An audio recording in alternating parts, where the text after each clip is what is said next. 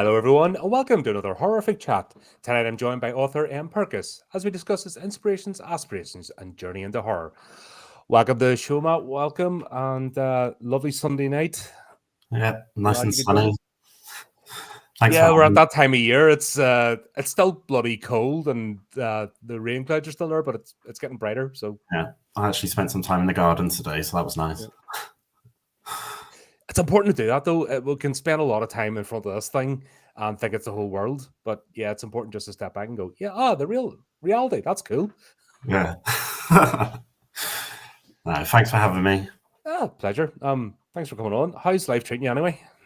It's going all right. I'm busy with all my book stuff. I've got a few projects on the go at the moment, so I'm keeping busy with that. Plus, I work full time as well. So, No, I hear you. The reality is none of us are getting rich off this stuff no, anytime soon. It's a 1 in a million chance, and that's just a reality. But doesn't mean we stop. We just no, adjust and do the best we can. that's it. Enjoy it. I'm skint every month because I'm just plugging money like left, right, and center into the publishing side of things and just trying to get that going. And it's just like, would it be better if I just like didn't bother and just watched TV and became a drone? But then, what's the point then? I know. Life's for living. Yeah, that's it. And you gotta just remember what you're going to get out of it in the end goal. That's why I always look at things. It's just okay. Why are you a creator? So that's the first thing. Yeah. Have you always had the urge to create something? Because I know you come into writing sort of later on in life. But like myself, actually, I didn't discover it till like as well into my 30s. Have you always had that urge to create something, or was it something you didn't think was for you and just fell? How did that sort of come about? Yeah, I've sort of always been sort of creative. So I quite like doing like artwork and everything when I was like at school growing up and that. But there was something about books. There was always something about books. So I knew I wanted to create stories, and I liked sort of departing from like the real world and like as a chance to escape. So, but like growing up through like school, I found it quite hard to read and write. Mm-hmm. So it was sort of like I wanted to write before I could write. So Was that like an overcoming something like I'm going to beat this? I hate this is in my way, or was there a fascination? Like me, I can't read music to save my life. I've tried, I've studied, and there's just something not clicking there. yeah, When you put a sheet of music in front of me, for example, yeah, just can't get it. Like I say, I've had lessons and everything, and it's just something that will not twig with me, and I find it really frustrating as hell. yeah. Um, it is something that I've always wanted to do, and it was a challenge to sort of understand everything with words and writing and stuff. When I was in sort of primary school, so it was below 11 years old, I was actually placed on remedial programs. Mm-hmm. So they were called Fuzzbuzz books. And they sort of taught me how to like read simple sentences. And then as I progressed through the levels, the sentences got more structured and everything like that. So I sort of learned through that, but I was always on like low sets at school for like reading and writing. I just really struggled, but it's always something I wanted to do. So I just sort of persevered with it really. English was always my favorite subject, but it was so difficult for me to like get my head around it. Mm-hmm. Also, really, audiobooks are only a thing now. I know there's like cassettes and all back in the day, but they weren't really inspiring, and it wasn't as easy access. So, yeah, I can remember it was a weird thing about school. I was because you always had like the 4 or 5 bands, and you stayed in those 4 or 5 bands right up until GCSE, and then everyone just got mugged in together anyway, and it didn't make a difference. I always wondered about that. Yeah, it's a bit of a scary time. Yeah. So Just remember, especially when it came to like GCSE, all of a sudden everybody knew all the ones that were like they were like in the. Not saying you were there, but there was always the one particular band which is all the troublemakers. If that made sense. Yeah, that's it. Always kept separate, and everyone else, varying abilities, went through like first form to uh, year 4. Yeah, that's it. It was sort of like I was Year sort 10 of or something. Then it became, I think it's something different now. I don't know. yeah. Fart. The last couple of years, it shifted then, didn't it? But I was sort of like forced into the sets with like the naughty kids, but not because I was naughty. I just struggled, so I was sort of like not able to learn as much as I wanted to because obviously of the dynamics of the group. So, but I persevered and I just wanted to write and I wanted to write. So was school successful for you, or was it after school that you started to be able to find ways to get through that? I was quite fortunate at secondary school. I had an English teacher that would spend a lot of time with me to sort of help me through. So like the last year and a half was successful. It wasn't until like mid college years that I actually thought I am going to write a book. Whether it be good or not, because I still have struggles now. Like it's not like something that I've sort of been able to just leave behind. I still do have struggles now. And then one day I just woke up and said, right, I'm going to start this book. And that was 10 years ago this year. I released my first one. So Yep, that was interesting because you actually it was the Entity, wasn't it? Or yeah, that became, you released the single books and then decided to put them together through talking to people into the complete trilogy. Yeah, that's it. So Entity was released 10 years ago this year in 2015. And then I've done the second and third one in the following years. But when I moved from Hampshire, because that's where I grew up, I've moved to South Wales now. It wasn't until people up this end sort of said maybe you should sort of combine them into one book. So then it sort of got me thinking again, maybe I should give it another try. And that's where I am now. And it's actually going, for me, I think it's going strength to strength, but it's just getting to know people in the industry. And it's quite a scary sort of place to walk at times. Yeah, I think that's the positives and negatives about independent creator is you're independent, you don't have to worry about the corporations. But the other part is you don't have the corporations, so you don't have like a marketing department, you don't have an admin department, you don't have the finance department to deal with the taxes. Is all 100% on you.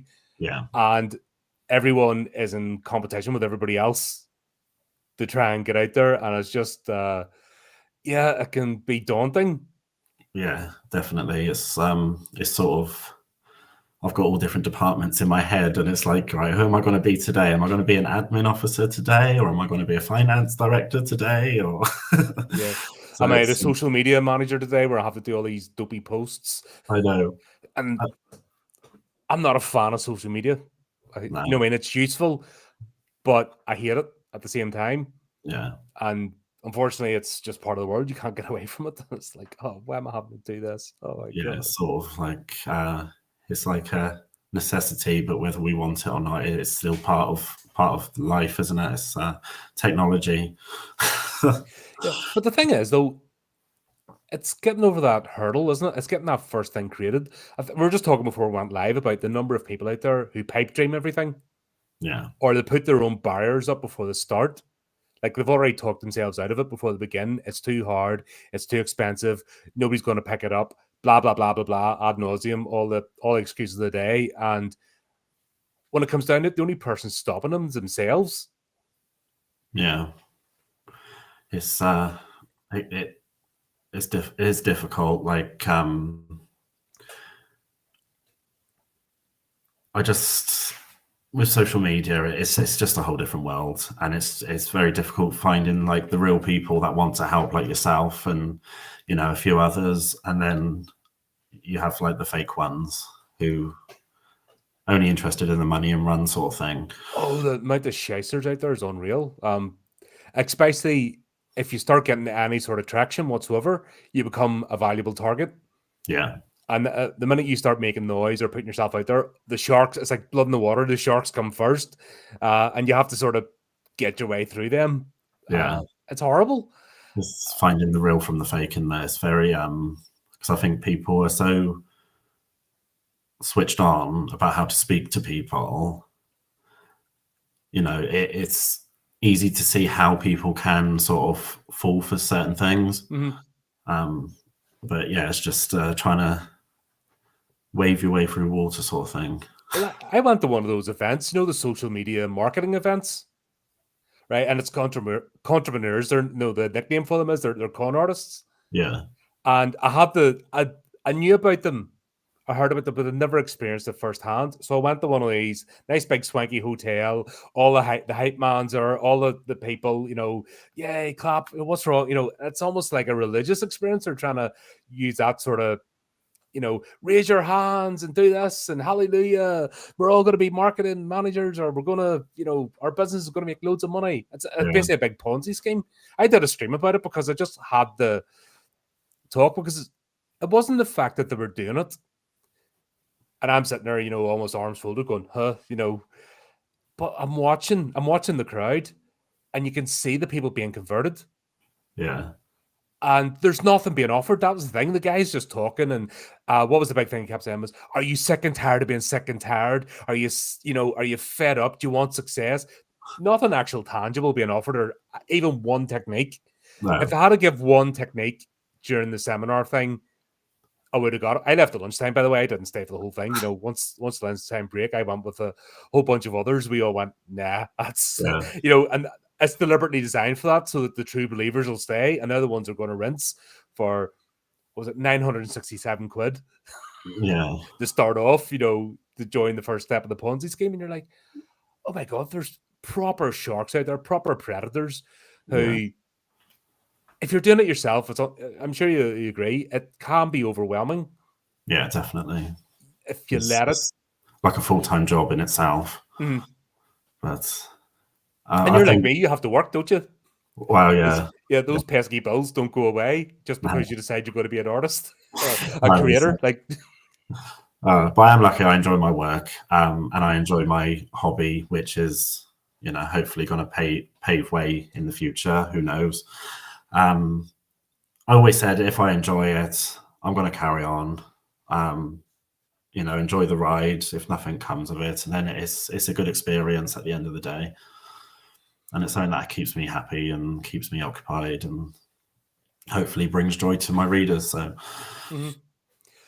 is that a good mindset to have then initially? That it's a hobby, it's a pastime, it's an interest? Is that not so much? It doesn't mean it has to be the end goal, but is that a way to compartmentalize it and basically get into a positive mindset? Because that's the big thing, is getting your sort of focus and what you're actually trying to achieve. Yeah, I think so. I think anything we do, we need to love what we do. Obviously, I do have an end goal, which is obviously to write full time, but I'm very aware at the moment it's a hobby. And I think if we treat it as such, we're putting more of our love into it. So it can sort of grow and flourish more. I think if you think of it too seriously and then you start getting bogged down in everything, and you take it too seriously and everything's like, you know, structured, and you know, you start getting a bit overwhelmed. For me personally, the way my brain works. No, I can hear it. And some people need to be structured. Like I need to have things planned in advance. I can't just do things off the cuff, like streams. Not, you know, I can maybe jump on, but if I'm organizing something, I need to have it right. Okay, 2 weeks ahead. I need the calendar invite done. I need my notes. I need the social media links so I can go look things up, so I know where to frame the questions. If I don't have that, I'm like, you know. Yeah, don't get me wrong. Like I like to plan stuff, but it's sort of like it's not rigid plans. Like, because I think the way my mind works, if I've got something so rigid in front of me, it's hard for my brain to sort of break it down. Mm-hmm. So I love lists. So I write lists of everything. I've got my dates that I've got like events and whatnot, but everything else. So like today I was day off, so I wanted to write something, but I didn't set a goal or anything. It's like as long as I write something, that's sort of good enough. I don't want to say I'll do like 2,000 words in a sitting, because I think if I don't do those 2,000 words and then it start playing on my mind, so it's like it I feel, becomes a KPI sort of thing, yeah, target you have to meet, and then you failed target, so you've failed your role. yeah, It's a fine line to tread, isn't it? Trying to mm, you need to motivate yourself. You need to actually do it, because, like I said, it's taking that step from it being a pipe dream to actually something tangible. But it can't be a rod to beat your own back either, and there's no, nobody really to guide you, because as an independent creator, it's all on you. yeah. Yeah, and because we do everything, like you say, we're every department in a company, like as one person. So it's sort of like, I think there needs to be some sort of joy in it all, because when you've got some days when you're sorting like meetings, or you're going to certain like events and stuff, and it's sort of, I think if you take it too seriously, it can really be so overwhelming. So I just think I'm sort of just rolling with it, just riding with the waves a minute. Obviously, I do have plans in place, but I try not to set deadlines, because then I think the anxiety of that is just too much. Yeah, but how much of that depends on you being self-aware? Is that a massive thing? Because we know social media, there's a lot of non-self-aware people out there, and they just charge over everybody like bulldozers, and they don't understand why nobody likes them or wants to interact, or why they burn out. That's a big thing. Like, and you see it at all levels. Like, if I would see Hollywood stars and bathrooms and hotels and stuff no longer here because it all got too much for them. Yeah. Where does how do you manage that self-awareness to understand, okay, this isn't good for me, or I'm going down the wrong path? Do you have to build in checks and balances purposely, or is it instinctual? I think it's just sort of within me now, to be honest. It's because I've suffered with my mental health for years and years, anxiety, depression, and all sorts. So I think at this stage, it's sort of like I know my limits, and it's like I don't want to sort of overwhelm my brain and then end up sort of just like thinking, screw this, so I don't want to do it no more. I'm sort of very aware that I don't want to overwhelm myself, because then it'll start affecting other aspects of my life. So it's sort of, it is difficult. And, sometimes it's like, right, I do want to do this. But it's just, I'm quite self-aware of my capabilities and what I'm able to do. And, I don't sort of plan to do anything that's totally unachievable, or, I like to sort of achieve something at the end of the day, for my own mindset, to make me feel a bit better about myself, sort of thing. Yep. So for somebody who might not be self-aware, or might just be feeling like, oh God, no, I can't do this because it's a book, it's 50,000 pages, oh, it's too much, I'm never going to do it, or blah, blah, blah. How do you break that down? How do you break that down so it becomes achievable? Because I think that's a lot of reason why people just either don't start, or maybe start trying at it and then they get burnt out like in a very short period of time. And it could just be learning a mechanic or a mechanism. That's why I love to talk to people, about various aspects of creation, because it's a very personal thing, isn't it? Yeah, I think if someone came to me and said, how do I do this? It's like overwhelming. I would just tell them just to take a step back and just think about what they're doing, and just take it literally page by page or chapter by chapter. And then if you've created a chapter, step away for a minute, just chip away at it. Don't think of the end book. Don't think, right, this has to be 500 pages or whatever. Just take it step by step, event by event. because I think sometimes if you look at the whole story in one go and like the aspects of it, I think that can be quite damaging. Mm-hmm.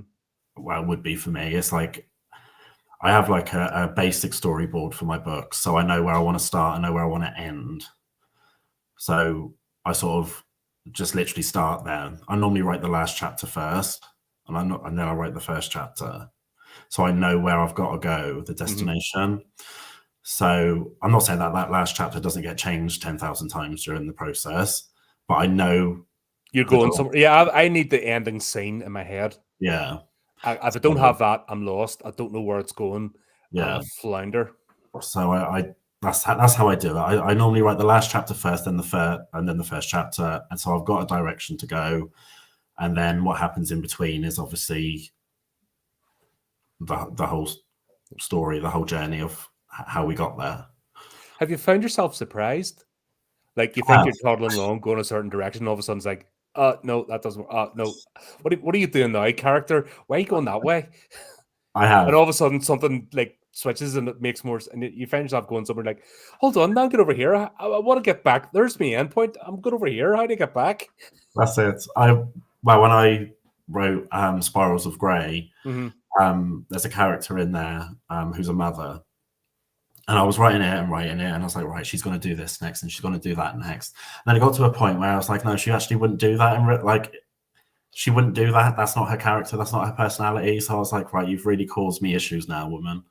You're like, because I'm like, you've now got to like change direction to get where I want you to be, because it's not in her personality. And then it got to a certain point, and there's points when I'm writing where I'm so invested in the story, like I'm writing it and I'm like shocked that it's happening.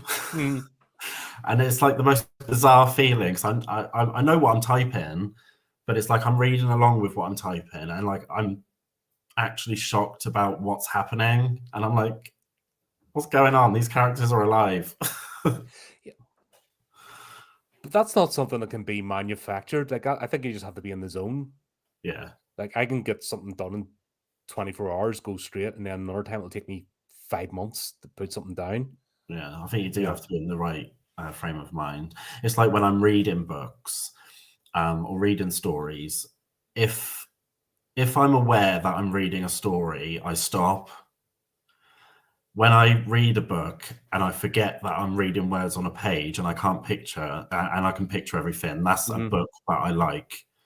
But it's sort of like, there's been a couple of books that I've read and I'm very aware that I'm reading a book, I'm reading words, and it's just like, this isn't for me.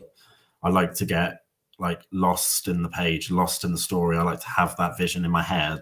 So it's like, if like an hour goes past and I'm still reading and I lose track of time, that's the books that I love. Yeah, I'm trying to read Nightmare Asylum at the moment. It's an alien set in the alien universe.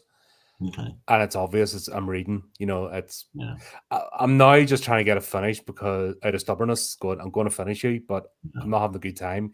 It's part of an omnibus trilogy, and like the first one, Earth Hive, was the same thing. It's the same writer. He's done he's done the first two, and then he's done the third one in collaboration. So I think it's like they're all linked together, and I'm not having a good time. So the book gets sat down. I'll pick it up, and you feel like you're wading through treacle. You're just like, oh my god, But I promised I'd finish this, and it becomes a job. Yeah, it becomes quite a chore then, doesn't it? It's like movies at the moment. New movies coming out at the moment feel like they're work. Yeah. Like obviously, the podcast is my primary thing. It's we started out that. Although I'm trying to, I promised myself this year that I'm concentrating more on writing. Making that part of my life. Because I kept set that aside to make a couple of thousand videos. You're like, oh no, stop getting distracted just because you can do a video in so long. I know it's quicker, but you need to get back to writing again. Yeah. But I think this current spate of movies we have coming out, they're just boring. There's no story there, and you really feel like it's worth reviewing them. That's helped me go, well, I'm gonna create, because consuming isn't working now. I'm not having fun. Yeah. It really feels like a slog. And I think when we create things, whether it's book or film or whatever we create. It's something that we enjoy, so it'd be something that we would want to read or something that we would want to watch. Mm-hmm.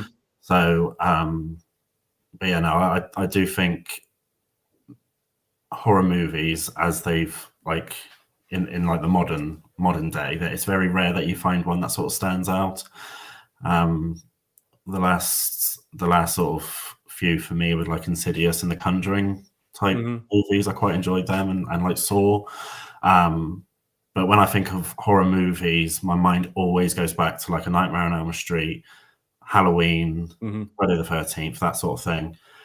Because I just don't find the movies today capture the feeling of the old ones.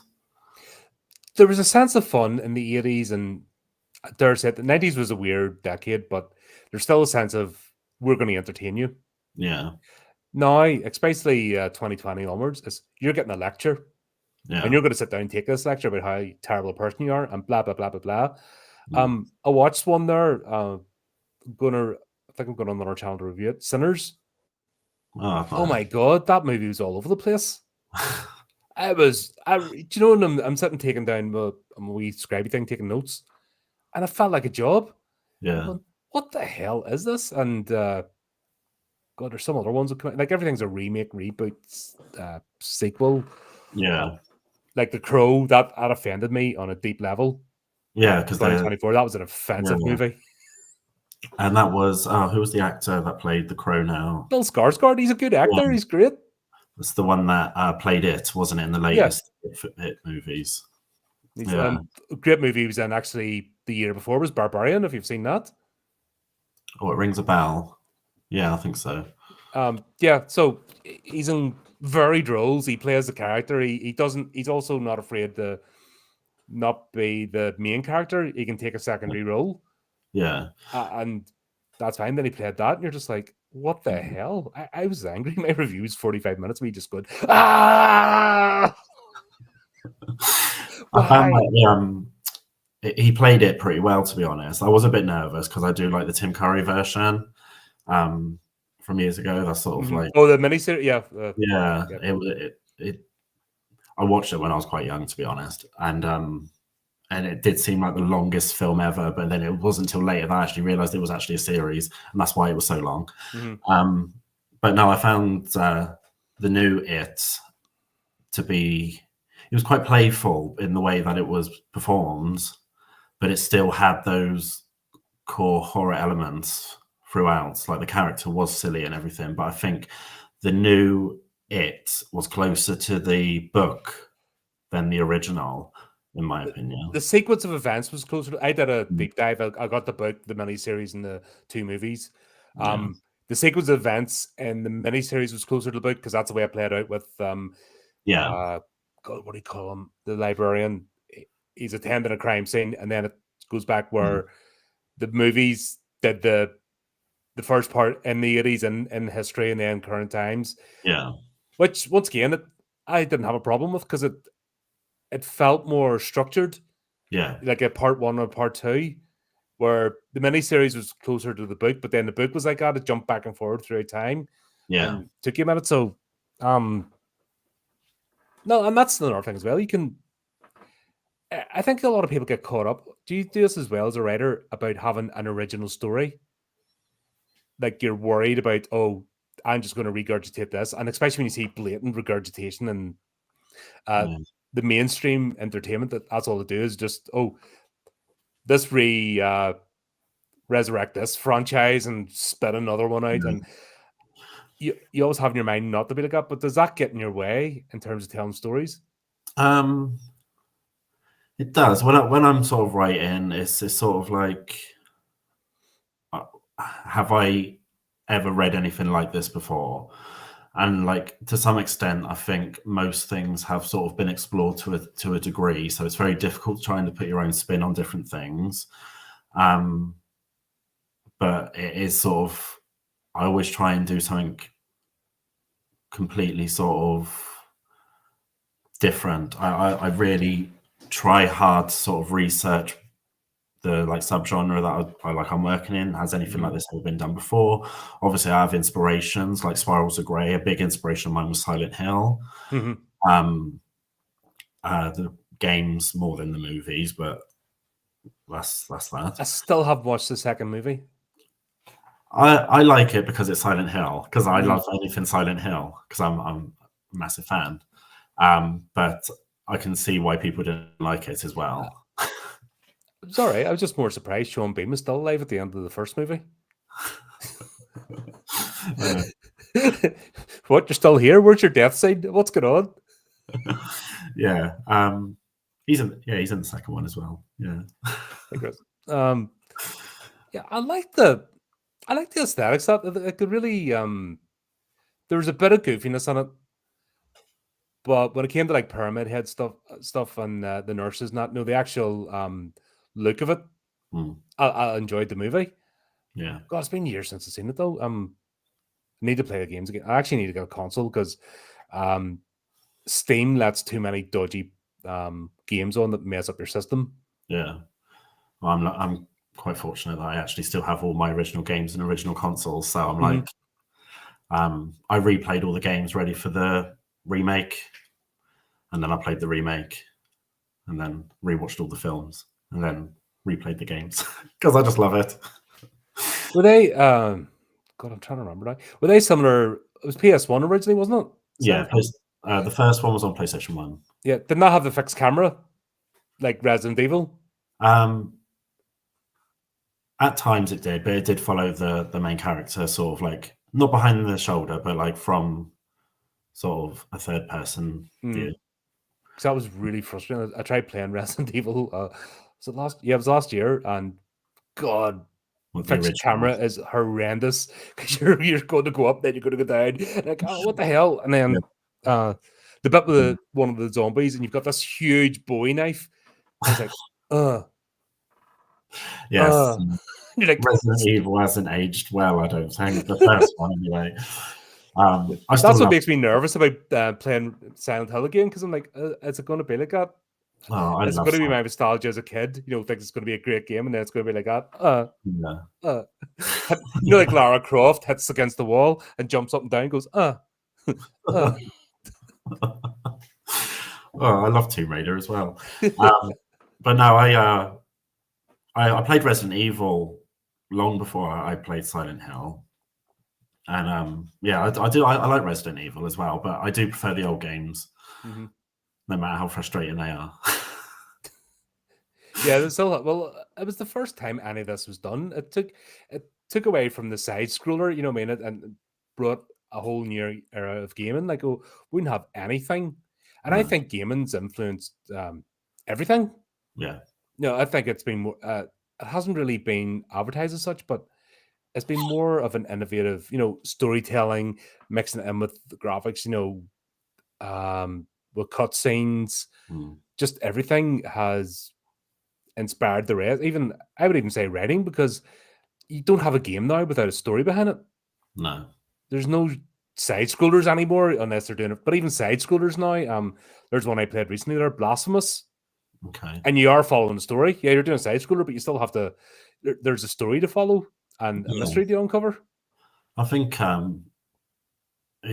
like it when you can see a direct link from like horror films to books to games, and it's sort of like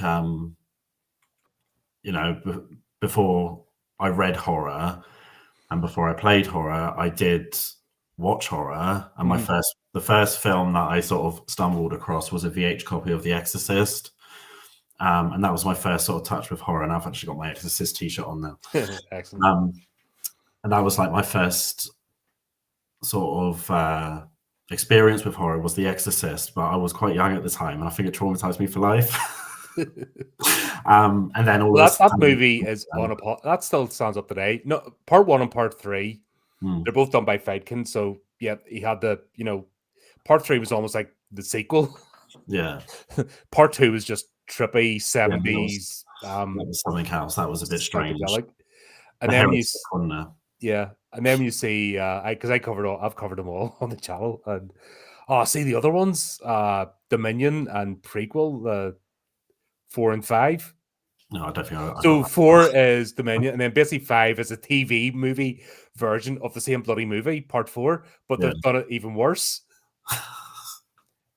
And you're just like, You what the find that hell? with series that goes on for like a long period of time, they start redoing the same thing, and it's sort of like I've already watched this film, but it's just with different people, different No, characters. this one was blatant. This was the same storyline. They just honestly, I had to stop and go, hold on, if I put the wrong thing on here, what and then Yeah, I had to go and look it up and realize, yeah, it was they'd actually filmed it originally for TV. yeah, And then decided to make a movie of it. So, and then they changed, one of the actors wouldn't come back. So they done this one first. And then they just decided to release the other one as well because they already had the footage. You're like, yeah. oh, you cheeky bastards. I watched The Omen. Was it? I don't know if it was last year or the year before, and then I watched The Omen 2 and 3 for the first time. And like the third one, I just didn't quite understand what was happening. It was sort of got a bit too complicated for me. I don't know if the third one was called Damien. It was like just called No, it's Damien. just The Omen 3, The Prophecy. Yeah. It's Sam Neill plays Damien Thorne. Yeah. Yep. I didn't quite understand what was going on. But I don't think I've never been like a massive fan of The Omen anyway. But The books are quite good. It's a 5-book series, believe it or not. okay. No, I've not read that. I've read The Exorcist, and that's just scary as the film, in my opinion. And I was actually reading that one time, and every time it said Lucifer or Satan or something, and then it was like my lights were flickering, and I was just like, "Oh, I've got dodgy electrics in the house here. It's dodgy Your electrics." hobby, something good. Somebody's in the background. I'm like, every time I like read it, it was like the light flickered, and I'm just like, "It's dodgy electrics. It's got." I've got the devil looking over my shoulder now. Is that right? Yeah, he's trying to get you to like flick on a page. Come on, I've already read this, but get on. Everyone keeps freaking out by here. I want to finish the book. Yeah. Does that's the difference though with writing though.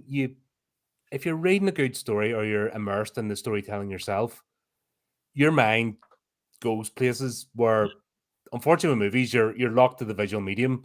You're told what you see. Mm. Yeah, Which makes sense, unless you've got a good director that knows how to use off screen properly, events taking place off screen or leaving imagination. But books don't tend to, they don't do that. I think even compared to physically reading something as opposed to even an audiobook, because you still get the tone of voice, so you're being told how something is.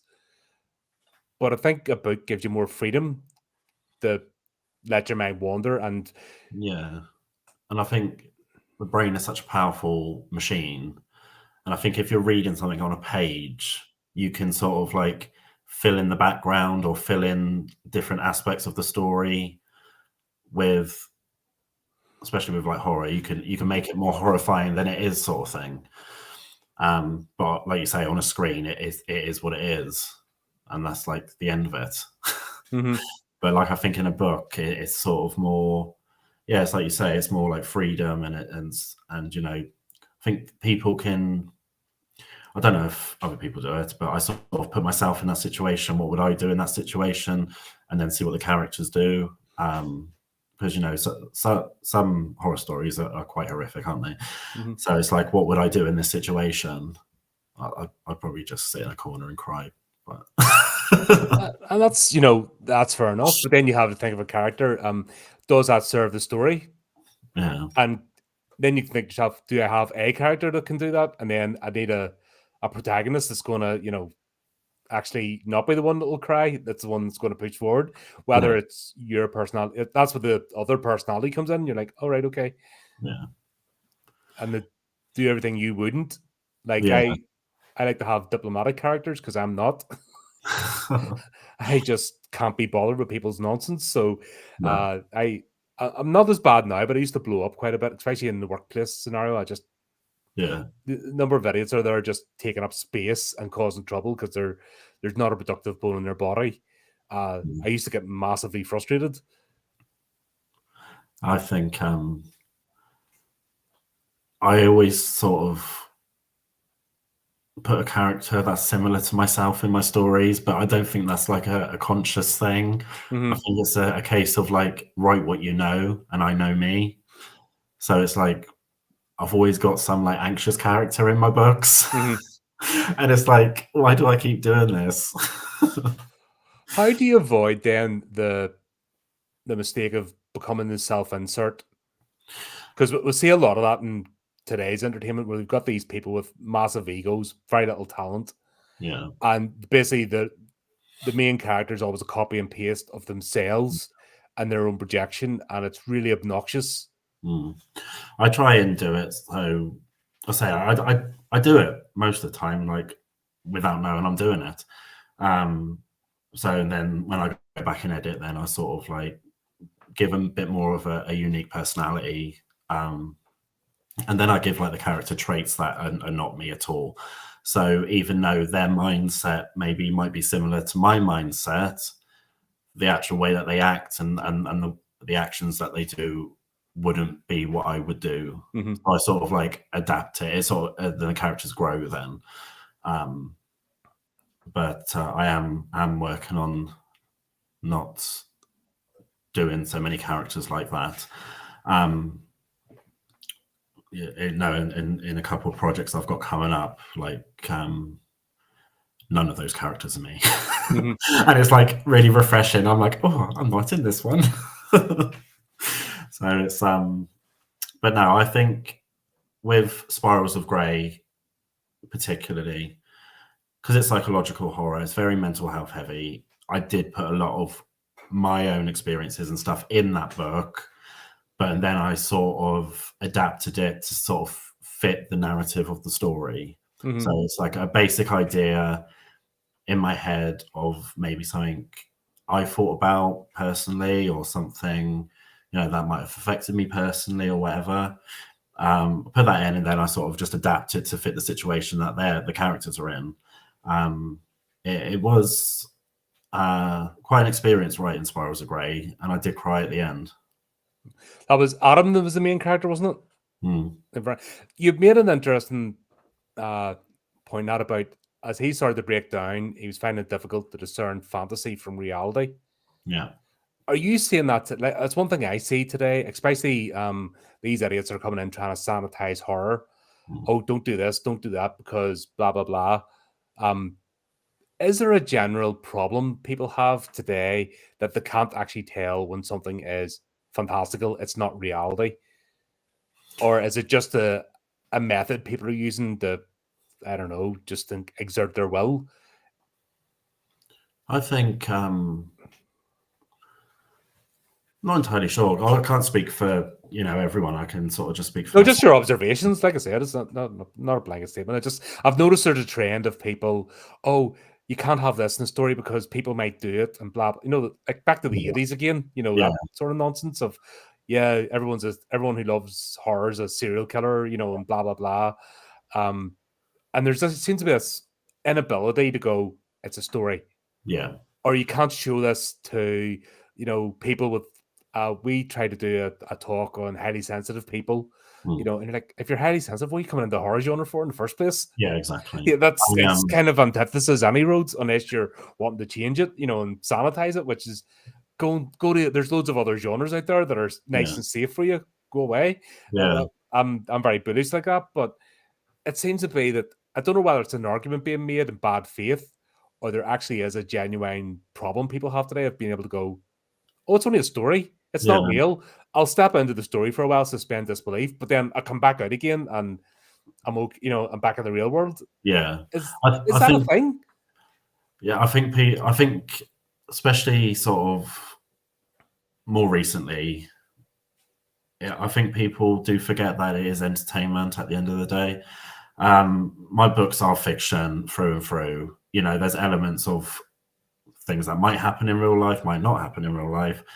Along with all works of fiction, there is an element of sort of a reality sort of thing. But at the end of the day, it is a story. It is made up. So what happens to these characters are not going to happen to someone else in sort of like in real life. It's just it's a fantasy at the end of the day. And that's why I always write in the front of my books, like, it is a work of fiction. Like, don't go blaming me for something now. That winds me up that Yeah. these disclaimers or trigger warnings are becoming longer than the bloody books themselves, because and that's what I'm saying about, is it just a tactic somebody's using to cause trouble and just stir the pot, or is there an actual genuine culture out there that people don't know? Oh, it's a story. Oh, right. How, where did it go wrong? How do people not know? I I know think, there's people have problems, and I think that's one of the things you bring up in Spirals of Grey, isn't it? That as he's uh, degenerating, getting worse, going down the spiral, that was one of the symptoms of not being able to discern fantasy from reality. But like was on our channel review, Jacob's Adder, there's that sort of thing, that okay, the character gets to the point where what is real anymore, but that wasn't not normal. In fact, that was part of the horror, that you don't know what's real, and that's one thing horror explores quite well, the fractured mind. Yeah, and I think horror is also good for sort of maybe tackling subjects that might make people feel a bit more uncomfortable. I think it's a really good platform to like start conversations, but all the trigger warnings and stuff, like I just have a simple sentence in the front, just it's a work of fiction. But sometimes I have read books where it's like trigger warnings for all different sorts of things, and there's like a list like 3-4 pages long, and I'm just like, why? Like, why would you even consider buying a book if you knew for a minute that you wouldn't enjoy it? Yeah, somebody sent me a story in, and actually in the email it was all this blah blah blah blah blah blah blah. And I didn't even read the story. I'm just like, just like, oh my god, this is going to be a slog. Yeah, and I I think don't care anymore. I just instantly switched off. Didn't want to know. yeah, I think what you said, like some people are more sensitive to certain things because of whatever reason within their life, and that's fair enough. But I don't think a person who had those sort of triggers should be looking at books that have those sort of triggers in them. I think if you think for a second that it's going to be anyway something that you don't like, don't do it. But the people, is this an advocation of personal responsibility? Like, I don't like things that involve animal cruelty. Really annoys me. Like James Herbert, writer I absolutely love. Like when I first read The Fog. Yeah. Whoa, the scene with the head slippers. Yeah, I remember reading that young, going, oh god, that was it. Me, it took me about 2 days to get over that, if that makes sense. But at the same time, I was able to go, yeah, that's fantasy. Yeah, that's horrible. But that's showing the horror of what this entity, whatever this malevolent force is, it's taken ordinary people and they'll go to that extreme. It made sense. That's why horror exists. It's to push those buttons. Yeah. But there seems to be this element now of like, they don't want the buttons to be pushed. They want it all nice and safe and like, yeah, I think, yeah, padded. exactly. Everything's wrapped up in padding, so you don't feel any bit of discomfort. Which, but for me, the point of horror for me is I want to read something that might shock me, and I think that's and horror is a good platform to express and show shocking things and horrific things. It's like you say, it's fiction, and you can sort of draw the line at that. Obviously, maybe some people can't, but I think if it's done right, like you mentioned with The Fog, because that was a storytelling. It sort of explained why it happened and why that particular, event happened. But I think sometimes maybe if it was just done just for sort of shock jocks, sort of, yeah, maybe that's a slightly different argument to have. But I think everything is relevant as long as it's progressing the story. I think if something's just done for shock value, I think it sort of just loses a little bit. But I think horror is a good platform to shock people if it's done right. But I think it's done. It can convey a good message. Let's say.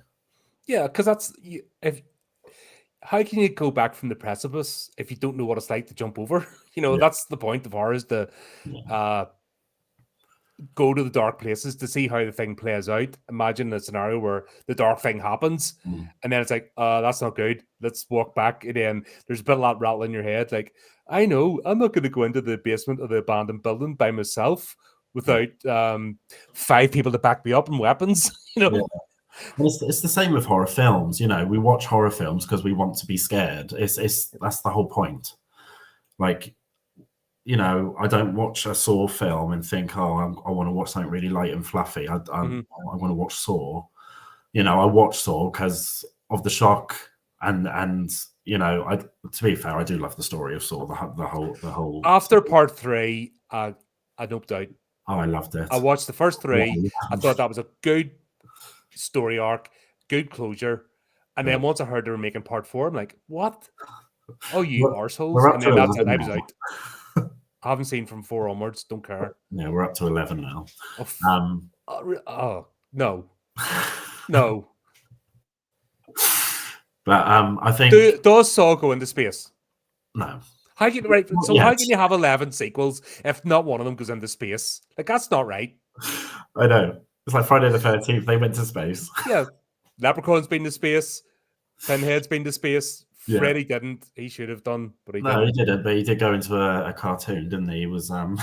Oh yeah, no, part 5. He's he's been many places, Freddy. Mm-hmm. I don't think Halloween. No, Halloween did go to space either. That's my least favorite of the franchises.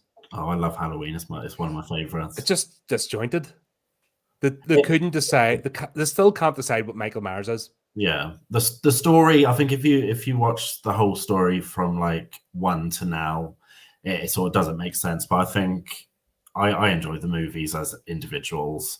I think the overarching story, like you say, it's like there's so many different timelines. Like you can watch 1, 2, and 7, or you can watch 4, 5, and 6, and like they're like loads of stories within the story. So it does get a bit confusing. But apparently it's ended, but apparently not. Yeah, I freaking I watched Halloween Ends. I'd seen that trilogy, and honestly, I hate David Gordon Green. He's an arsehole. I'm making it a love story. And you're I didn't go much on ends, to be honest. I didn't go much on the end. There wasn't enough Michael Myers in that film for me. No, because they tried to replace him with that Josh character, and no. Yeah, it was one of them, emo, sad, depressed. Like, there's nothing about him. No, but I didn't mind the first of that trilogy, Halloween, and then Halloween Kills. It had a good premise that it's in the asylum. It's like donkey's years later.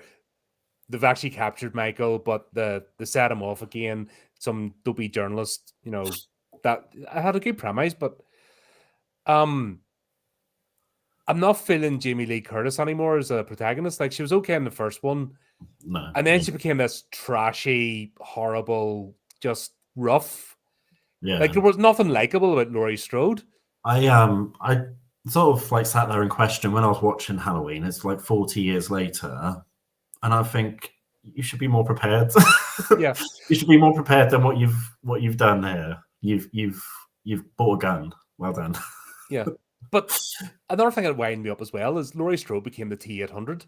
Yeah, and it just became Terminator 2. Like Michael Myers is the T-1000, she's the T-800, and they're bashing each other all over the place.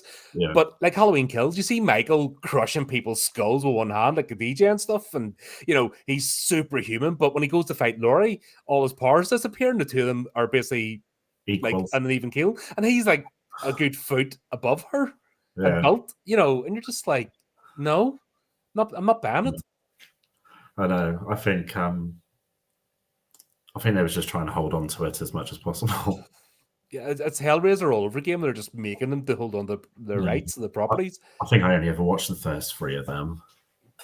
What, Hellraiser? Yeah. The fourth one, Bloodlines, it has its issues, but at least it's part of the same story. After that, don't bother because they're not worth it. They're just random. I have a feeling that I owned Inferno at one stage, but I never actually watched it. You don't waste your time.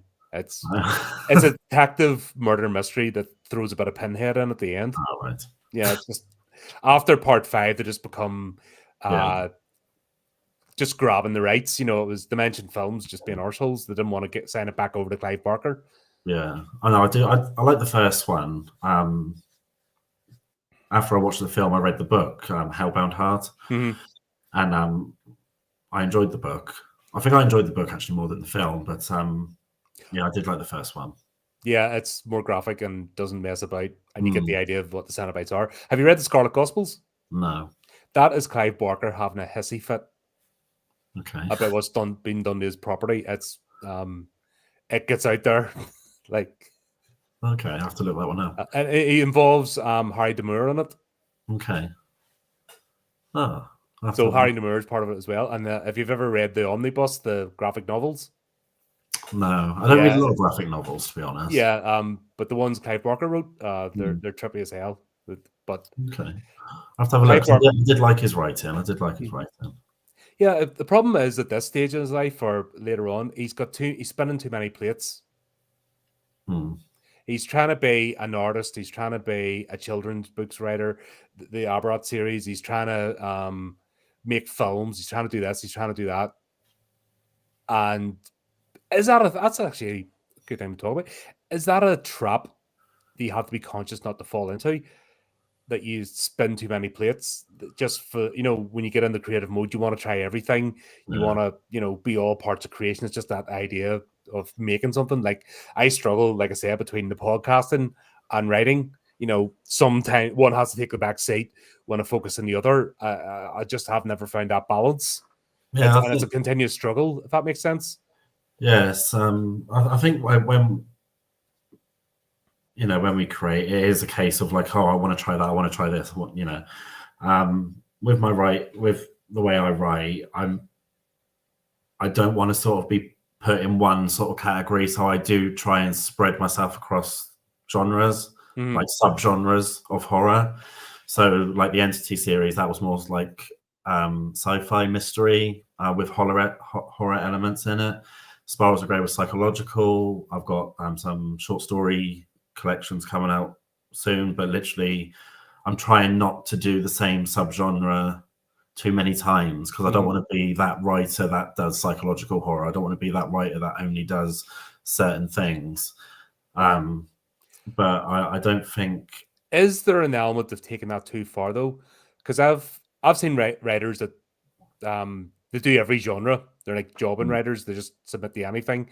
Yeah. And there always seems to be this, it's only horror, so I'll just throw in a horror story. Or it's only horror, I'll make a horror movie because my career's going down the line, or I'll star in one. And they don't have an actual, doesn't necessarily mean love, but an understanding of the genre, and they come in and it's usually falls flat. With me, Is there an element where you're concerned that you could do that, or do you keep yourself in check? I think I keep myself my head above the water with that. I love all aspects of horror, and it's like I want to explore all aspects of horror, like through my writing as well. I can see how it would get sort of, I don't know what the word is really. I can't think of the word. It's gone. But you don't want to be typecast. You don't want to be stuck just in that one groove. Yeah, that's it. It's the balance of not spreading yourself too thin either, where you don't actually have a focus. There's things that we all are good at. There's types of storytelling we're all good at. Better than I think we know. It's all down when you're creating it and it flows. You know what you're feeling it. And other times you're having to struggle. But I'm very much a horror writer. I'm not going to like one day turn around and say, "Oh, let's do romance now." No, that's not me. I'm not going to be going into like high fantasy one day and all that. I am horror through and through. My love for horror is above any other genre. I watch it, play it, read it. I'm not going to stray from the genre. I just want to sort of dabble in the different subgenres, as it was. So, you got like the serial killers, the zombies, the vampires, all that sort of thing. Yeah, and there's plenty in there. Because I was planning out a trilogy. I was going to be dark fantasy, and I ended up writing more in the sort of the high fantasy era, and it just didn't feel good. It felt far too sanitized. No. But then I realized that with that sort of genre, it's almost the hero's journey is expected. Yeah. That's sort of locked in step with that. So to make it horror is actually to destroy the other one. It just wasn't working for me. So I've been working on this for about 4 years, and then officially just went, no, it's not happening, Yeah. and just shelved it, because you have to know when you're beaten, if that makes sense, rather than Yeah. putting out something subpar. That's it. So there's been a few times where I've sort of like wrote down, I've like storyboarded and planned, and I've started writing and I'm typing it and I'm like, this isn't me. This isn't me. So it's just like, I was like, I'll try to change it. Can I change it to something that's a bit more me? And I was just like, no, don't worry, just forget that one. But it is a bit downhearted, like when you do have to like sort of admit defeat, as it was. But live and learn. That's cathartic as well. Would you actually accept it and go, right, but I'm not beaten? I mean, you can accept defeat in one project, but it doesn't mean you've given up completely. No, it's a stepping stone. It's a learning curve, isn't it? It's like, that the path that I took then, I'm not going to be going down that path because I know where it ends. Yeah. So, yeah. Would you agree with Dell here? Horror is the hardest genre to write. I found it very difficult, but because I love it so much, I really persevered. That's why when I started with Entity, it was more of a sci-fi element, and then I put horror sort of scattered throughout.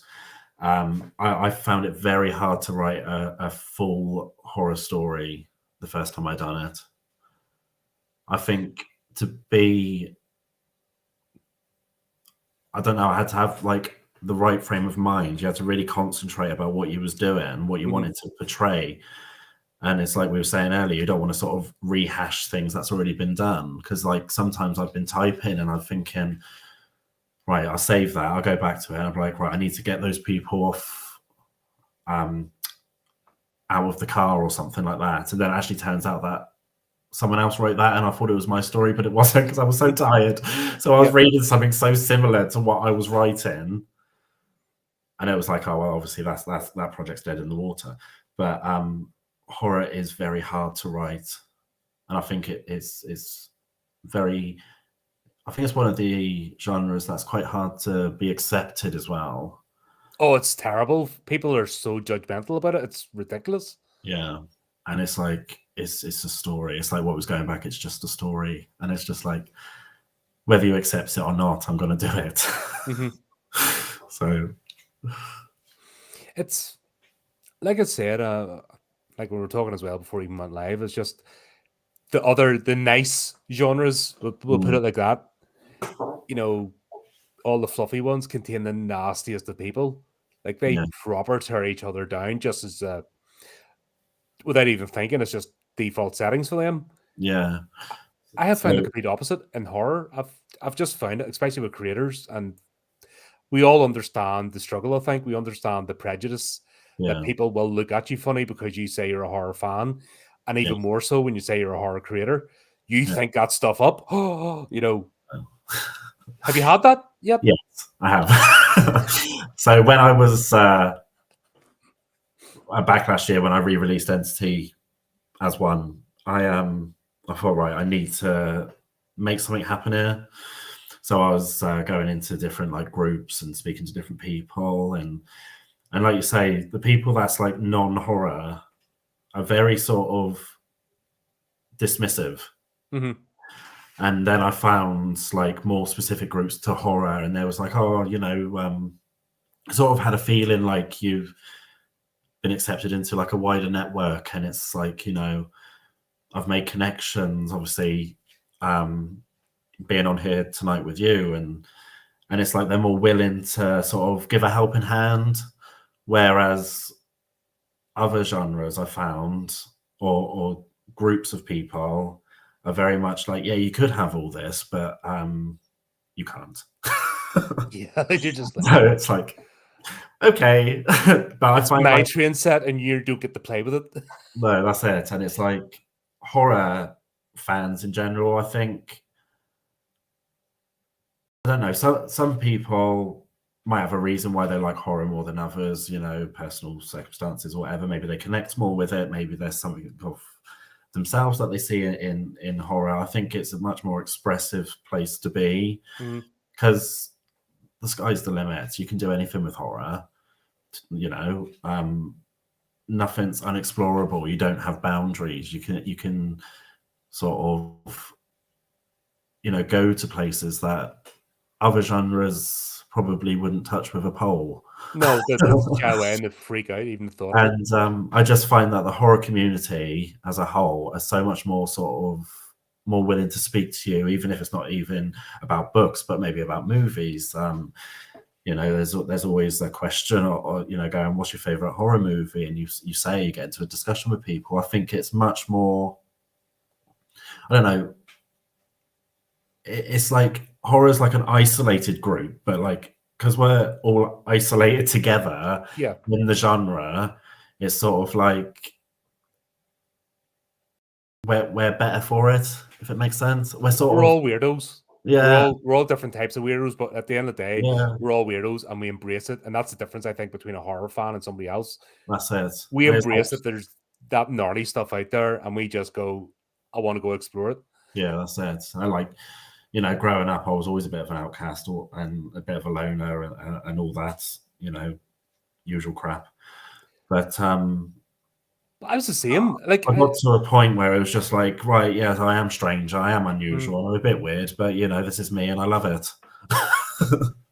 So I'm not going to change what I like or what I want to do to sort of fit with someone else's normal. Yeah, and that's I just love it still. Like it amuses me now. I remember shocking me early on, like mid-20s, when you talk to a normie and you just watch them have a meltdown in front of you. As if you're the worst thing in the planet. You're like, huh? Now I laugh at it. I'm like, you're an idiot. You know, okay. If you can't discern fantasy from reality, if you don't know what a story is, and think it's somebody is that weak-minded that they'll watch a movie and instantly that's what they're going to do because they can't tell the difference. That's your problem, and don't make your problem my problem. No, that's it. Like, you know, if horror's not for everyone, and I get that. And I'm perfectly happy with that. I do not want horror to become mainstream. No. I don't want look at superhero stuff. It's like a sort of crap. You know, once the normies took it over, comics, the normies took it over, all that kind of stuff. Fantasy, the normies took it over, and it's all beige. It's just sludge.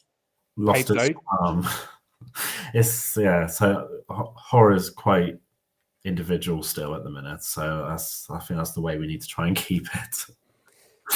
And keep it interesting.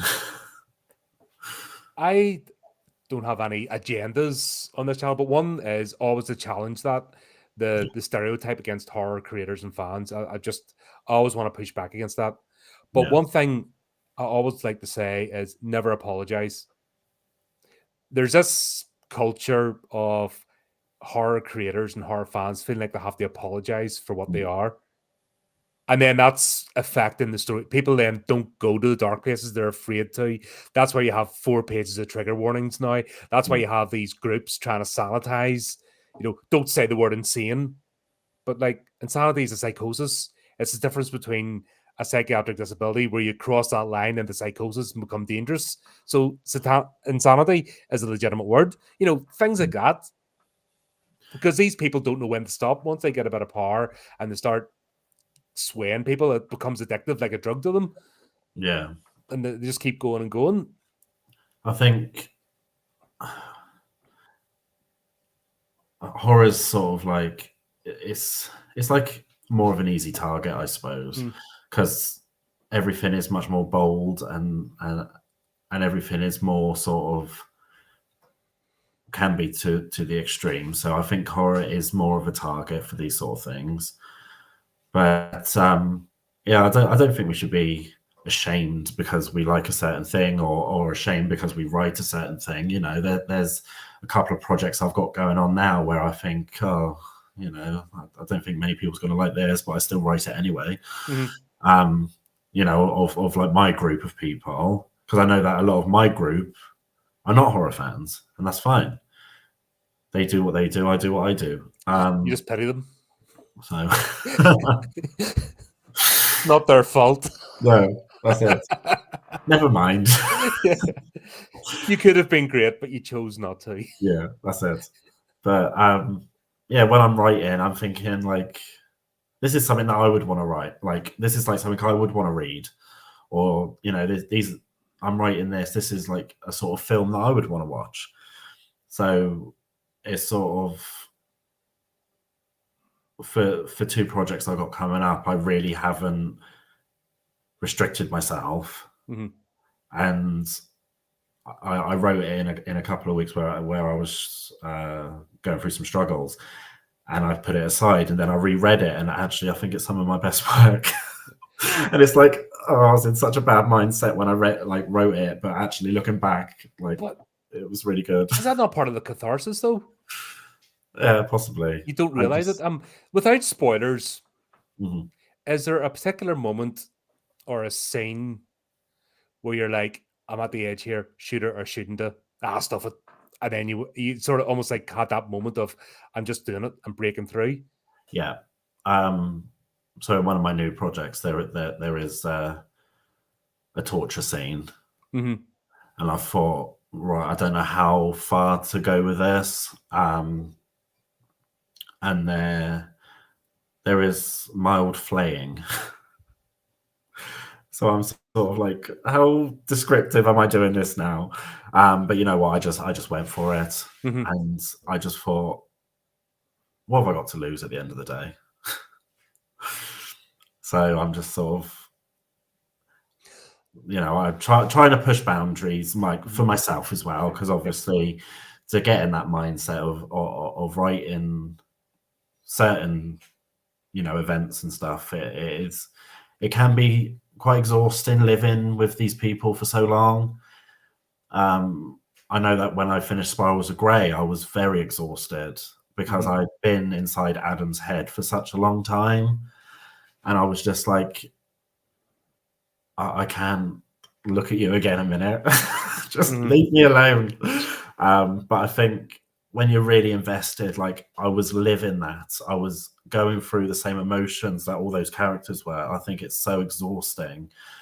So I think when it comes to sort of pushing boundaries, before there has been times where I thought, I don't think I can physically do it. I don't think I've actually got the energy to do that. But with the couple of projects I got coming up, I've just sort of like ripped off the band-aid and just gone for it. And it's actually been quite liberating. I found out with one of my stories, The Devil's Exorcist, Father Michael's character. And I find there's a story, like there's another one I've got in the back of my head. I just rattling about in there.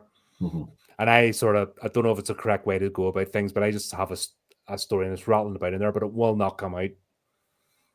And that stayed with me for months, probably about a year actually, just rattling about going, would you just get out? And every time I tried to sit down and write it, it wouldn't come out. It's almost like it wasn't ready, or it wasn't fully formed, or I hadn't had enough life experience, or something just wasn't there to make that story come out. Yeah. And I've had a couple like that, yeah. It's really frustrating, isn't it? You're just like, just fucking you're in. I don't want you here. I need you on the screen. I need you out of my head on the screen. You're just rattling about in there. You're getting in my way. And I know what I want to happen up here. And then when I start typing it, it's like, oh, it's not as good as what it looks like up in my head. Yeah, you're like, it's just like, oh, nah, that's not for me. Keyboard goes down, you know. I broke my last keyboard. But I just went poof, you know. Oh shit, right. That wasn't good. Don't do that again. You know, it was like one of the moments of. It can be frustrating, and sometimes I'm sat here, I'm like, delete, delete, delete, delete, and I'm like, I've just worked like an hour to do that, and now it's all gone.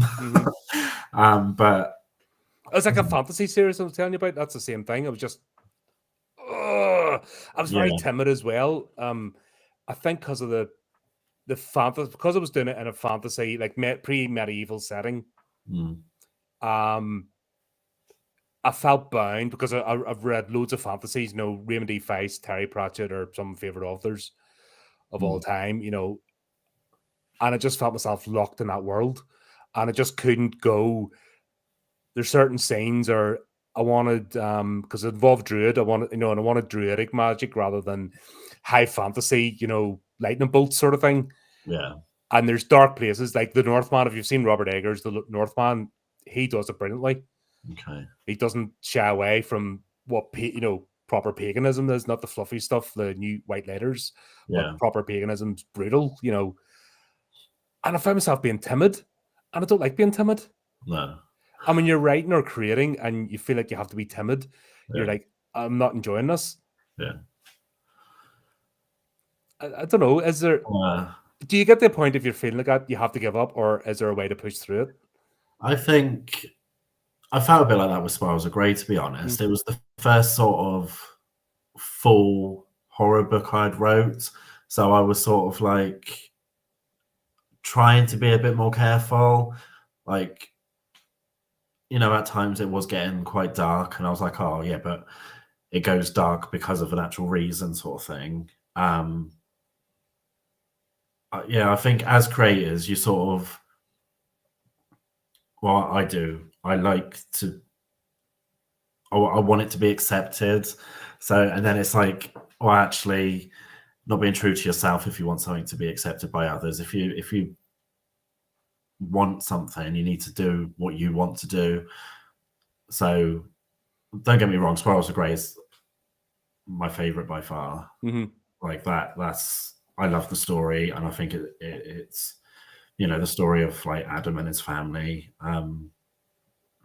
It's like I said earlier, we live with those characters for so long. When we write, it's a long process. It's not a case of just write in and then it's like there's the edits and then it's the re-edits and then it's the re-edits. So it's like formatting. Then you have to become an advertiser. And then you have to blah blah blah. So you have to come on podcast, talk to idiots like me. Yeah. So the characters in Entity and Spirals of Grey, there's like part of my life. So like sometimes I'm sat here thinking, oh, I wonder what Adam's doing now. Or like, I wonder what they're doing now. And stuff like that. And it's like, oh, wonder if he would have done something differently. I wonder if he would have done that. But yeah, I think there is pressure on creative people to be more sort of modest with things, which is another good reason why horrors exists. It just gives a chance to maybe, you don't have to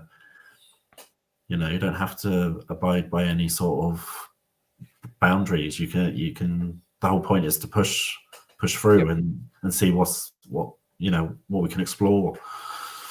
Just bring it to the logical conclusion. Writing's definitely cathartic. There's something about it that focuses your thoughts in a way that's just thinking about things. Well, that's the difference, isn't it, between pipe dreaming something and actually taking positive action? Yeah. Isn't it? When you decide to create, when you make that decision, I think there's something. Do you find out if you make that decision, I'm going to put this out there, does something change in your brain? Yeah. I think once I've got an idea, I don't write anything straight away. Like, I keep referencing Spirals of Grey, but Spirals of Grey started off as a dream I had. And then I kept having the same dream. So it was like, this means something. I need to do something with it. But I never sort of write anything down on like a first thought. I think if it keeps coming back to me, that's something that I need to do something about. So that's when I sort of start writing. But as soon as I start writing, it's like all of a sudden I'm there. I'm in that place. I'm with these people, and then it's like all of a sudden it's like I got to try and describe all these people and these places to like everyone else I know, and it's like once I'm in the zone, I'm in the zone. And it's like I can't get out of this zone. I'm here until the end now, or unless something goes wrong and I'll just delete the whole thing. But there's another one, Chris. Actually, I meant to come back to that. That's something I struggle with as well. Find creating believable dialogue. Yeah, it's easy to do. I don't know, prose and narrate things, isn't it? Dialogue it's an interesting one. Dialogue is I find dialogue to be quite a handy tool at times to move some story along. But then on the other hand, I do find dialogue to be quite a hindrance to stories at the same time. So it's very difficult to do believable dialogue. It is difficult, and I do struggle because I'm thinking, why does everyone sound the same?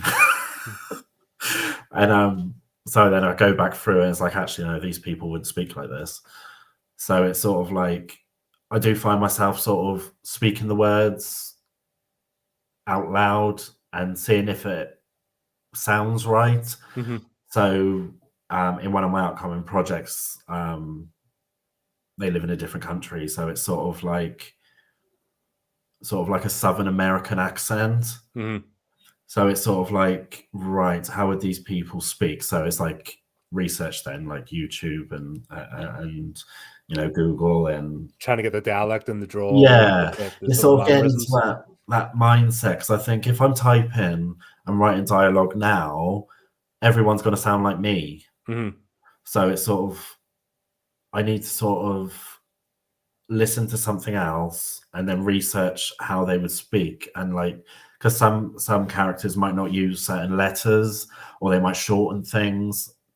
They might have a sort of the letter T is a big one, isn't it?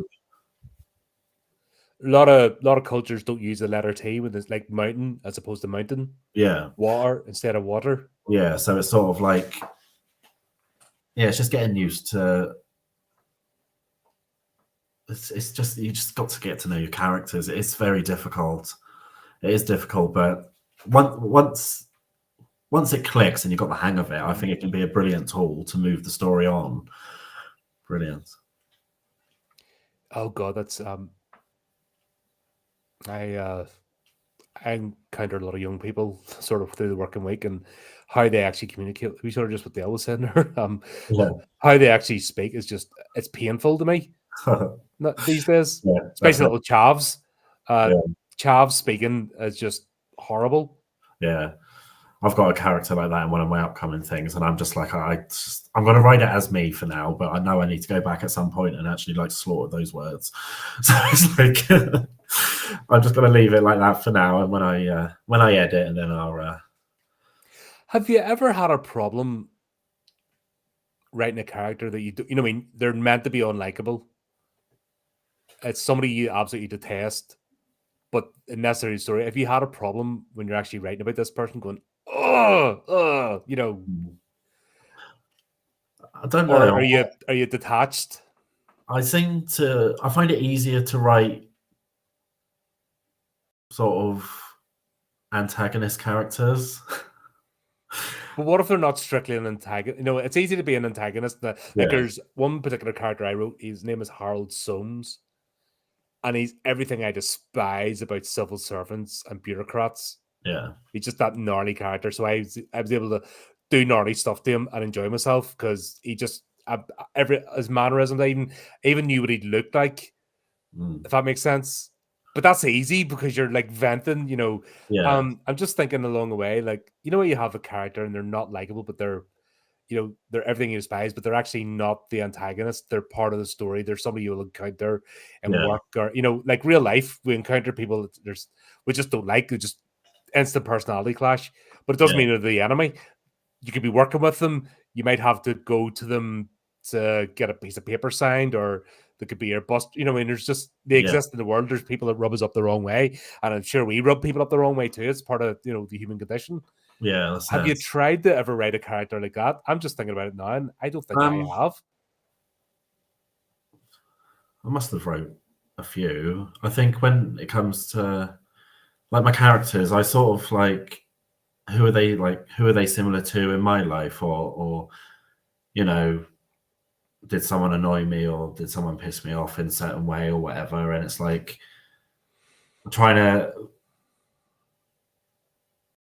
sort of get the vibe and the feelings that I felt at that time, and then try and vent them out on page. Like you said, you're venting. I think some characters are just, whether they're good or bad, I think some characters are just really awkward. And I think sometimes it's like, right, I think this character's going to be all right. And then actually, it's like we were saying earlier, it's like they almost come alive, don't they? And it's like, actually, why are you not doing what I want you to do? I wouldn't do that. Almost talk back in your head. What do you mean? I wouldn't do that. Yeah. because there's been a few characters I'm thinking like, you're over there doing your own thing now. I'm like, I don't like what you're doing over there. Come back. Yeah, I need you here. That's where we're trying to go. Yeah.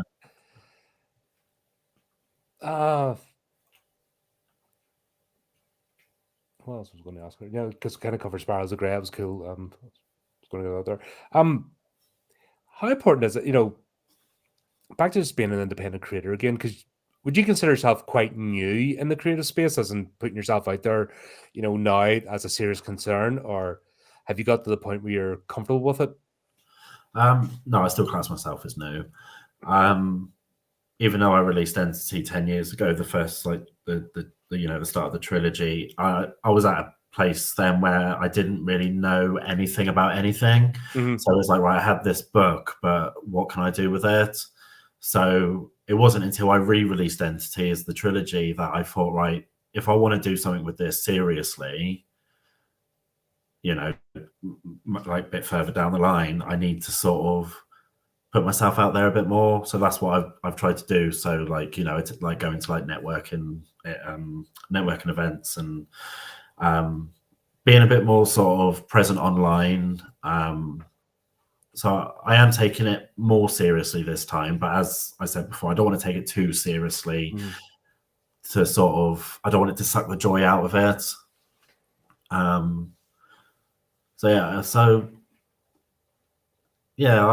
would still class myself as new, and I think people who's been doing it for years and years, I think there's always something new to learn as well. Oh, it never stops.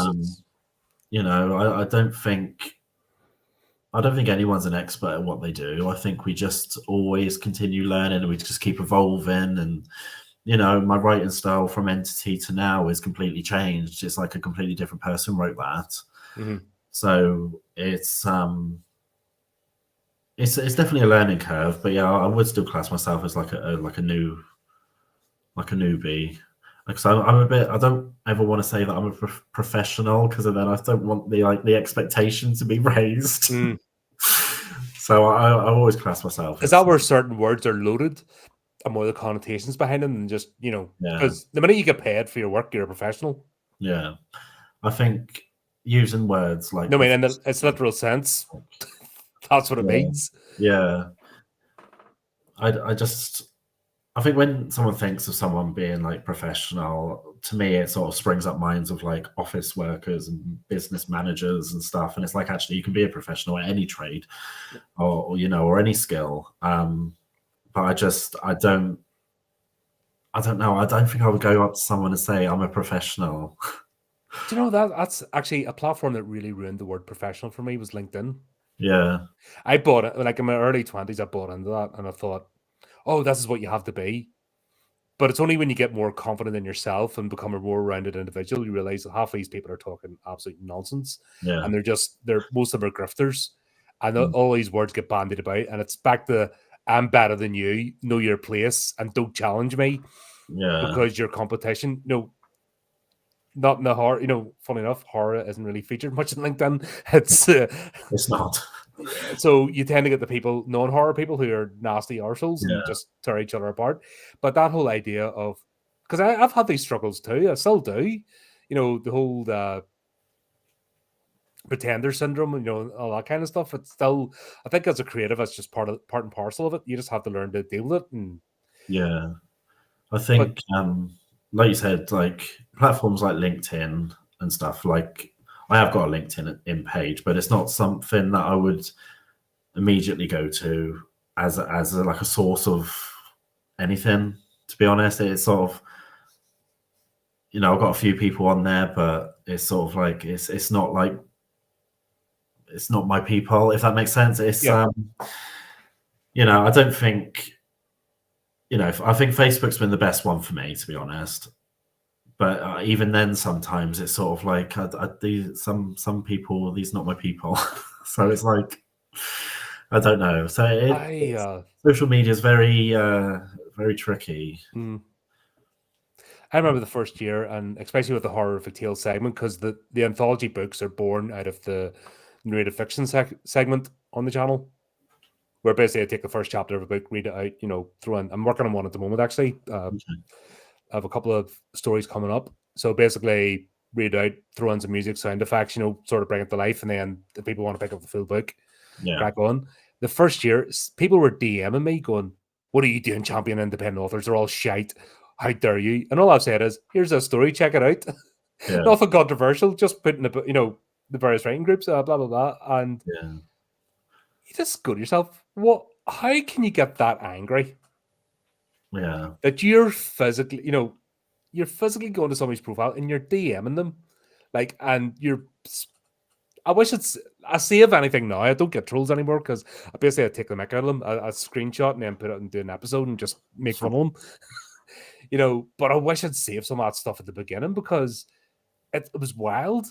Yeah. And I found as well, speaking to creators, that's the troll or the random lunatic out there is the biggest fear. But I think when you get your first one, it's almost like you turn a circle. You've like, I've leveled up. Yeah, I And remember it should be years. something to be celebrated rather than being afraid of. If that makes sense. I know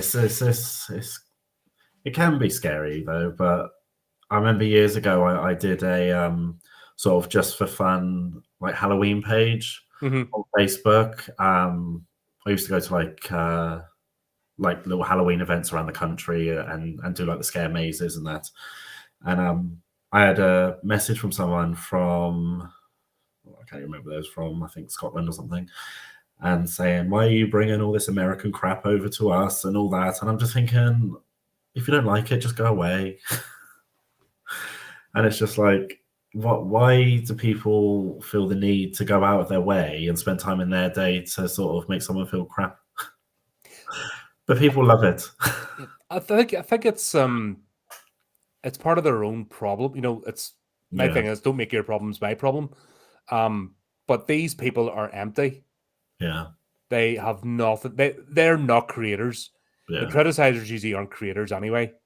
And maybe that's part of the jealousy or that somebody's just at least trying what they're too afraid to do.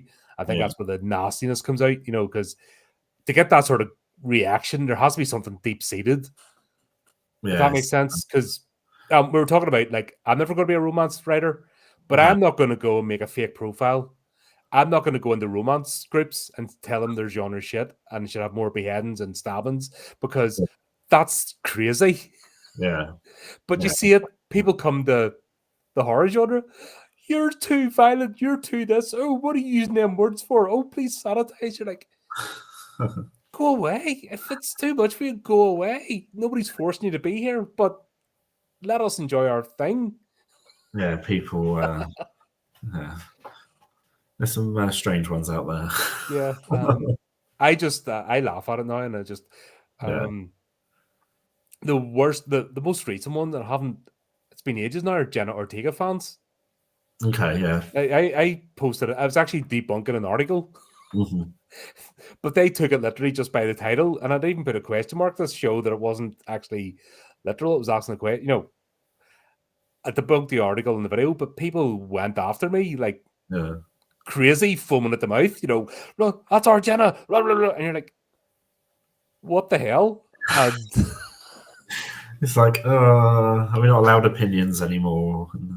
Yeah, but if they'd actually watched the video instead of just going by the title or the description, they'd have realized that during the video, I went, "Oh, this is a clickbait thing. Oh, this is a load of crap, blah, blah, blah." And I was actually on their side, but because they're just looking for their next victim or the person they attack, that's something going on in their lives. Seeing red everywhere, sort of thing. Yeah. But it's to be laughed at and pitied as opposed to getting afraid. Never be afraid of these sort of people because they're going to self-destruct before you will. If that makes sense. Yeah, that's it. Because they're in shaky foundations. Yeah, they must have very boring lives. Exactly. No, and you made that point earlier on, which is good. Don't worry about the money.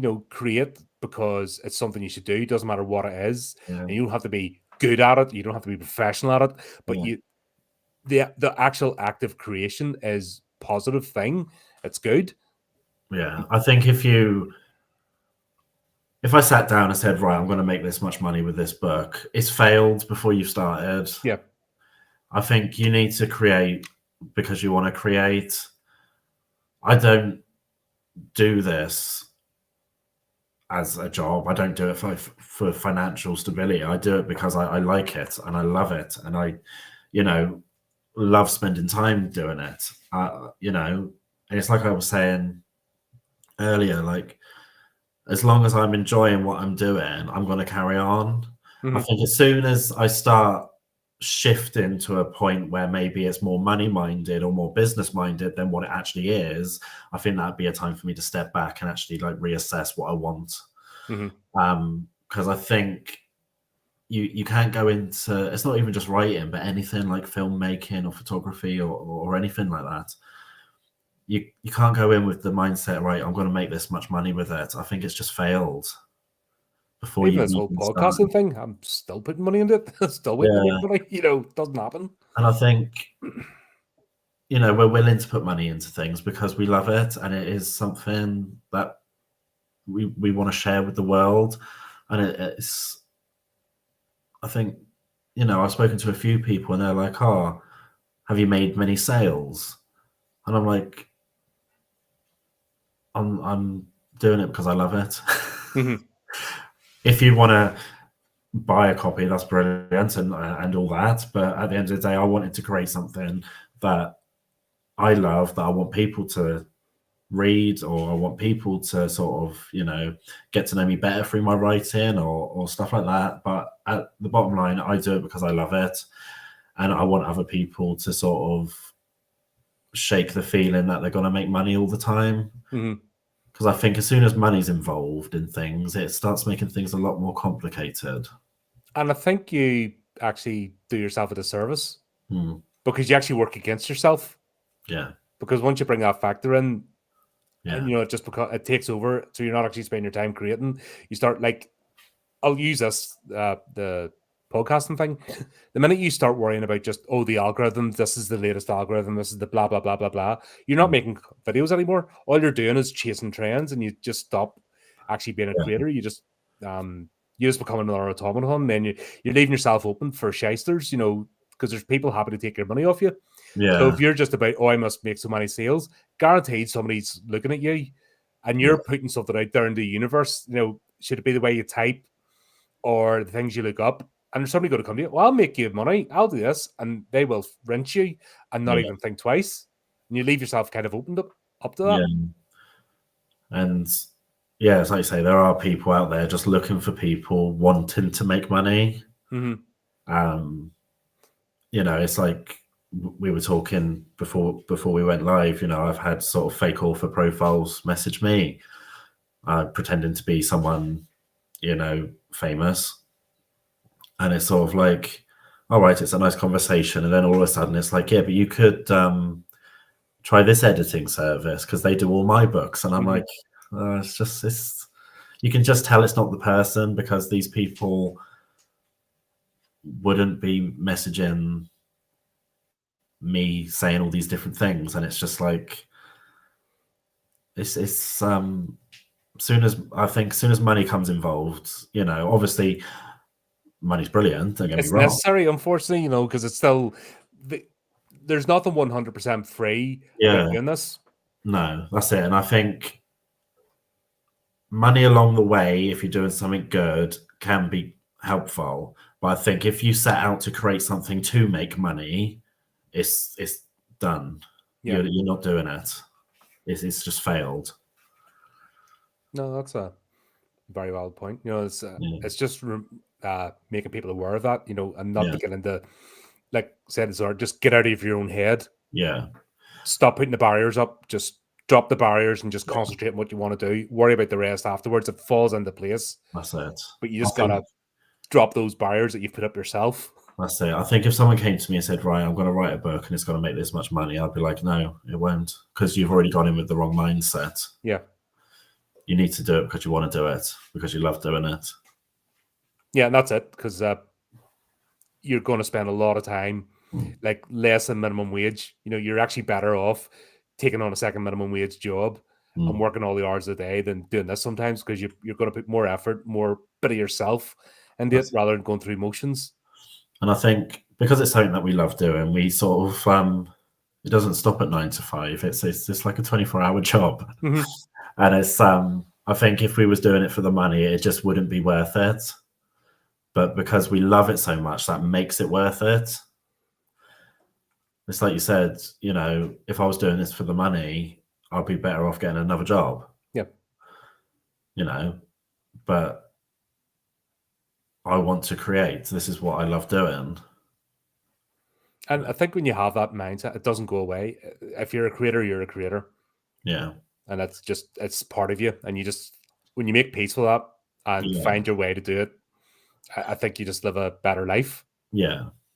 And it's like, it translates to like movies, I suppose. It's like, you get a long series of films, you know, Nightmare on Elm Street, you know, Friday the 13th, Halloween.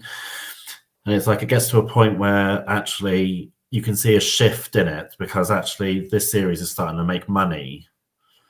So it's sort of, when they first start out, it's very sort of individual, it's very unique. And then once it starts making more money and more money, they want more and more films come out. Mm-hmm. I find that sometimes the quality shifts because they're trying to fit into certain boxes to make the money to make more films. Well, Dream Master, you know, Dream Master onwards was a perfect example of that with Nightmare on Elm Street. Yeah. You just saw it and you're like, oh god, that. And then it turned into like some weird, like, you know, whatever it turned into. Yeah. But I think Halloween's a perfect example. Yeah, it's one of my favorite series, like I said before. But I think, you know, after the first set of films, then H2O came along, and it was like, right, oh god, let's, you know, that's its own thing. But it's like trying to rehash the money. It was like trying to milk the money cow. Mm-hmm. And then like that ended, and it's like a second reboot of this, like the same. Oh, story. Do you know this? What number? What was the one that came directly after H2O and the ambulance? Resurrect, right? And the ambulance scene at the obviously no spoilers for people that haven't, even though these are donkey's years old, but that was so contrived to get Michael back in the game again. I was like, oh god, no! What the hell? And I just couldn't after that. I just couldn't take the movie seriously. That wasn't a high point. No. When you think how H2O ended, you thought, okay, right, cool.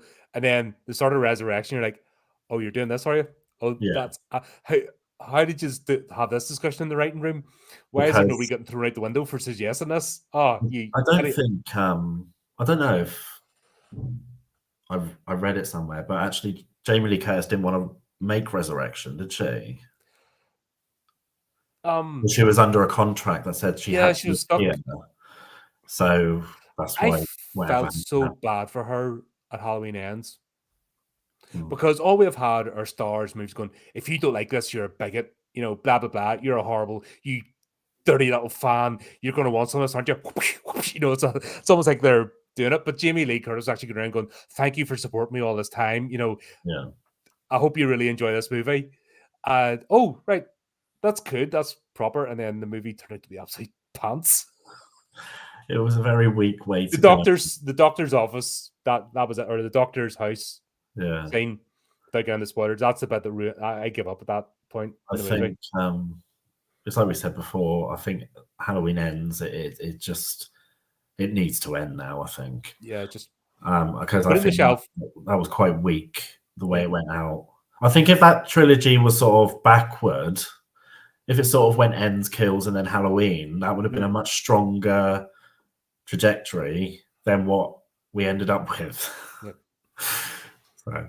But yeah, that was. But that's.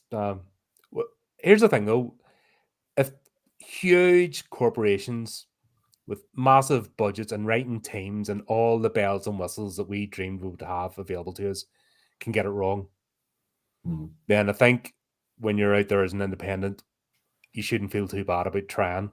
Yeah, I think, you know, I've read things by well-known authors. I've read loads of things by independent authors, and like throughout, you can see sort of like maybe errors, or maybe did they mean to say that, or is it something else? You know, it's not something that I'm going to be typing like, oh, you got this wrong, you got that. You know, it's their product at the end of the day. That's what they created. But I think sometimes it sort of gives hope that maybe if something's not quite right in my final product, it's sort of like it's not so heavy. So it's like if, I don't know, Stephen King, for example. He's written some stinkers in the past. Yeah, there's been a few that's been like it didn't make sense, and there's been plot holes and whatnot. The original Lawnmower Man, for example. Yeah, so he absolutely panned the movie, but the movie was better than what he wrote. yeah. Now the sequel, I still can't finish that dopey sequel. I only managed 19 minutes, not even 20 minutes into Lawnmower Man 2, and I will not ever watch it because it's horrible. But the actual movie that was made that he had a fit about because it wasn't like his short story. His short story was terrible. Yeah. It's just So I think if they can make mistakes, you shouldn't beat yourself up if you make a mistake. mm-hmm.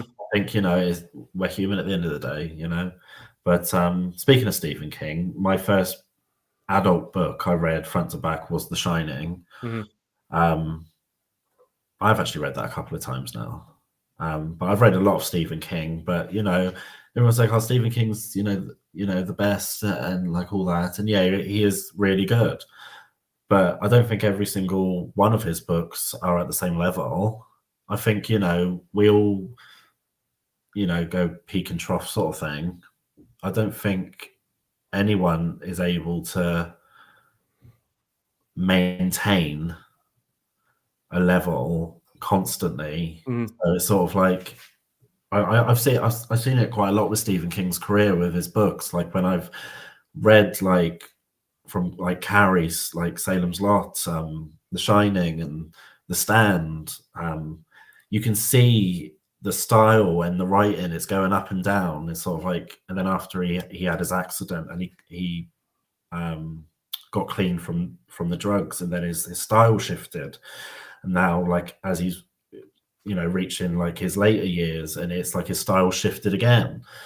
So I think it's sort of it's hopeful, and it's like encouraging to know in a way that if these people can make mistakes, simple mistakes, we shouldn't be beating ourselves up if something's not 100% perfect. But as long as we're 100% happy with it, Mm-hmm. I think that's the main thing. Yeah, and as long as you've got integrity and you've tried and you've put effort in and you've got somebody to look over it, and you've got the right network, you don't have sycophants, you've got honest people around you, and all that kind of stuff, But that's with life anyway. You have to have that with life, or else you're not going to succeed anyway. So no, that's it. It's common sense, right? I suppose I'll wrap up. The most important question is, what's next down the pipeline for you? What have you got planned? Quite a bit. So I've got a short story collection being edited. It's like I said before, they're completely different from each other. There's not like an overriding theme, as it were. Sort of dipping my toes into different subgenres. And after that, I've got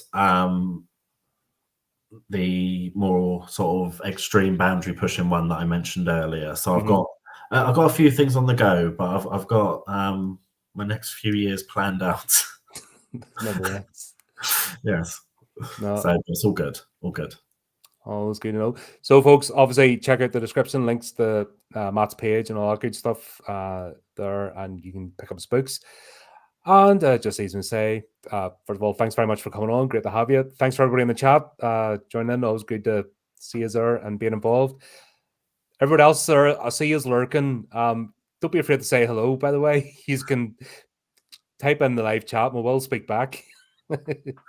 But there you go. Until next time, keep updated with the channel, do the type of things, and remember to keep it creepy, keep it horrific.